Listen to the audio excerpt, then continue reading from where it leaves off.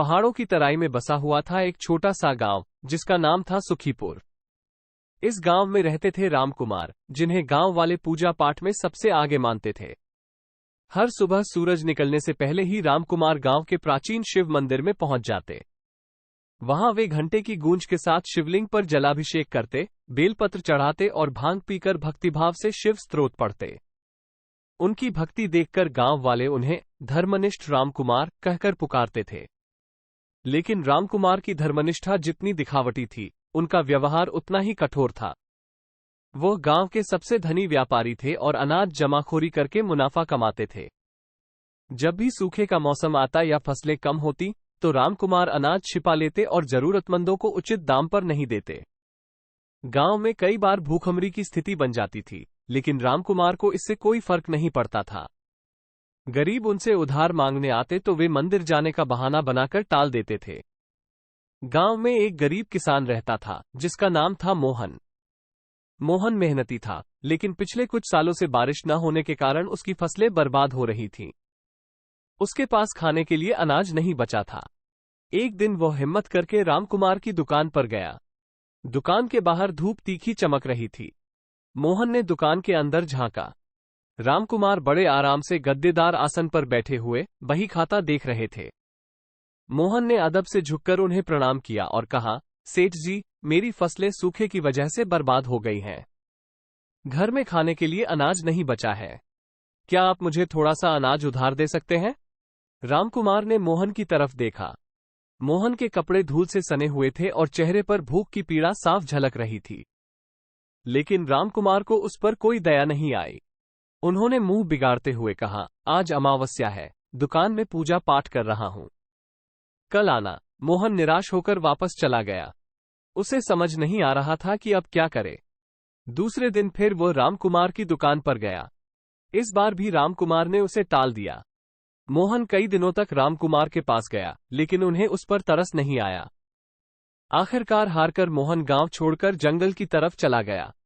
जंगल में कुछ जंगली फल फूल खाकर उसने अपना गुजारा किया। कुछ दिनों बाद भूख से तड़पता हुआ मोहन बेहोश हो गया। उसी समय जंगल से गुजर रहे थे एक वृद्ध साधु। साधु के सिर पर जटाएं जंजीर की तरह लहरा रही थीं और उनके हाथों में रुद्राक्ष की माला थी। उन्होंने मोहन को देखा तो उसकी हालत पर तरस खा गए। साधु ने मोहन को जगाया, उसे पानी पिलाया और कुछ फल खाने को दिए। मोहन ने अपनी सारी व्यथा सुनाई। साधु ध्यान से सुनते रहे और फिर बोले, बेटा, रामकुमार की दौलत उसे अहंकारी बना चुकी है। वो भूल गया है कि सच्चा धर्म दूसरों की मदद करने में होता है। तुम्हें भगवान शिव की शरण में जाना चाहिए। सुखीपुर के शिव मंदिर में दिन रात भगवान शंकर का ध्यान करो। अपने सच्चे मन से उनसे प्रार्थना करो। वो कैलाशपति हैं, सबकी मनोकामना पूर्ण करने वाले हैं। साधु की बात सुनकर मोहन को भगवान शिव पर पूरा भरोसा हो गया। वो किसी तरह सुखीपुर वापस लौटा और सीधा शिव मंदिर गया। वहां जाकर उसने भगवान शिव की मूर्ति के सामने घंटे की गूंज के साथ दीप जलाया और बेलपत्र चढ़ाया।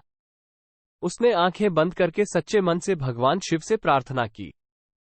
उसने अपनी सारी पीड़ा भगवान को बताई और उनसे मदद मांगी। उधर रामकुमार को अपने अनाज के गोदाम में अचानक आग लग गई। आग इतनी भयानक थी कि उसे काबू पाना नामुमकिन था। कुछ ही घंटों में रामकुमार की सारी दौलत जलकर राख हो गई। वो सदमे में था। उसे समझ नहीं आ रहा था कि ये सब कैसे हुआ। उसी रात रामकुमार के सपने में भगवान शिव आए। उन्होंने जटाओं से जुड़े हुए थे, गले में सर्प का हार था और माथे पर त्रिशूल विराजमान था। उनकी दिव्य आवाज में गुंजार थी, रामकुमार, तूने धन दौलत के मद में अहंकार किया। सच्चा धर्म दूसरों की मदद करने में होता है। तुमने गरीब मोहन की मदद नहीं की, इसलिए तुम्हें ये दंड मिला है। ये कहकर भगवान शिव अंतर्ध्यान हो गए।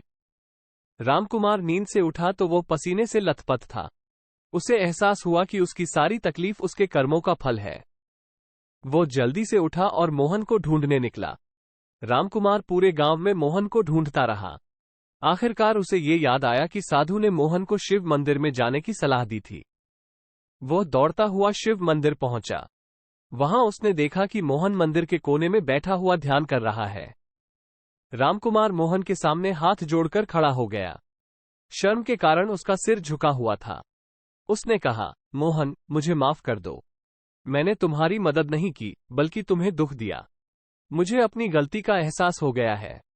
कृपया मुझे क्षमा कर दो। मोहन आंखें खोलकर रामकुमार को देखकर हैरान रह गया। उसने कहा, सेठ जी, आप किस बारे में माफी मांग रहे हैं? रामकुमार ने सारी कहानी मोहन को सुनाई। उसने बताया कि कैसे उसने अनाज जमाखोरी की, गरीबों की मदद नहीं की और किस तरह से उसे सपने में भगवान शिव ने दंड दिया। ये भी बताया कि कैसे साधु ने उसे शिव मंदिर में आने को कहा था। मोहन रामकुमार की बातें सुनकर समझ गया। वो बोला, सेठ जी, माफी की बात तो दूर की है। मुझे खुशी है कि आपको अपने किए पर पछतावा हुआ। सच्चा धर्म सच्चे मन से होता है। रामकुमार ने कहा, मोहन, मैं अपनी गलती सुधारना चाहता हूं। मैं अपना बचा हुआ सारा अनाज गांव वालों में बांट दूंगा। साथ ही मैं उचित दाम पर ही अनाज बेचूंगा, ताकि कोई भी भूखा न रहे। मोहन ने मुस्कुराते हुए कहा, सेठ जी, आप यही करते हैं तो अच्छा है। इससे आपका भी पुण्य होगा और गांव वालों का भी भला होगा। रामकुमार ने अगले ही दिन से अपना वादा पूरा करना शुरू कर दिया। उसने अपना बचा हुआ सारा अनाज गरीबों में बांटा और उचित दाम पर ही अनाज बेचना शुरू कर दिया। गांव वालों को यह देखकर बहुत खुशी हुई। वो अब रामकुमार को धर्मनिष्ठ रामकुमार के नाम से नहीं, बल्कि दयालु रामकुमार के नाम से पुकारने लगे। ये कहानी पूरे सुखीपुर गांव में फैल गई। लोगों को पता चला कि सच्चा धर्म दिखावे में नहीं, बल्कि दूसरों की मदद करने और अपने कर्तव्य को निभाने में होता है। ये कहानी पीढ़ी दर पीढ़ी गांव वालों को सिखाती रही कि भगवान शिव सबका कल्याण चाहते हैं और सच्चे मन से की गई प्रार्थना कभी व्यर्थ नहीं जाती।